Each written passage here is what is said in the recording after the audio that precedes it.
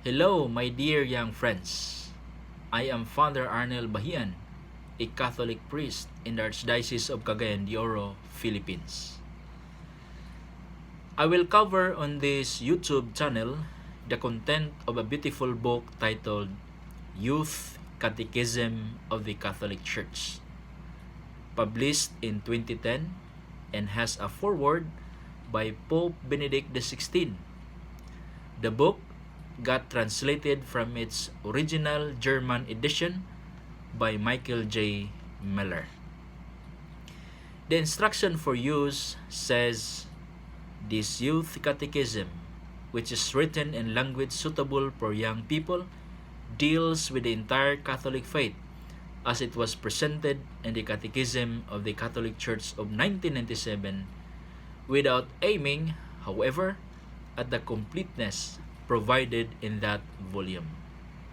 The work is structured in question and answer format."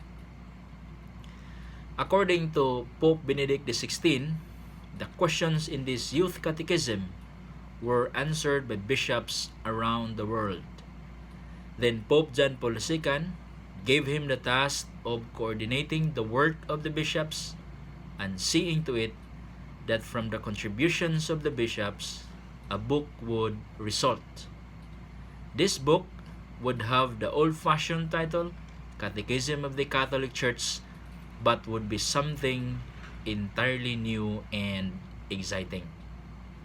It would show what the Catholic believes today and how one can, with good reason, believe.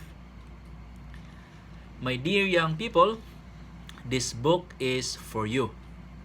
I hope that this YouTube channel be an instrument of exposing its faith content. To end, let the words of Pope Benedict XVI serve as our inspiration. He said, "You need to know what you believe. You need to know your faith with that same precision with which an IT specialist knows the inner workings of the computer.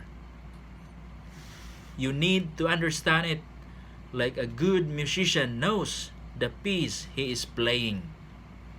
Yes, you need to be more deeply rooted in the faith than the generation of your parents, so that you can engage the challenges and temptations of this time with strength and determination.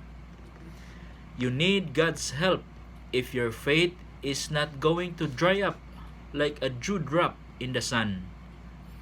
If you want to resist the blandishments of consumerism, if your love is not drowned in pornography, if you are not going to betray the weak and leave the vulnerable helpless." End of the quotation. Welcome to this Youth Catechism of the Catholic Church book coverage. God bless you.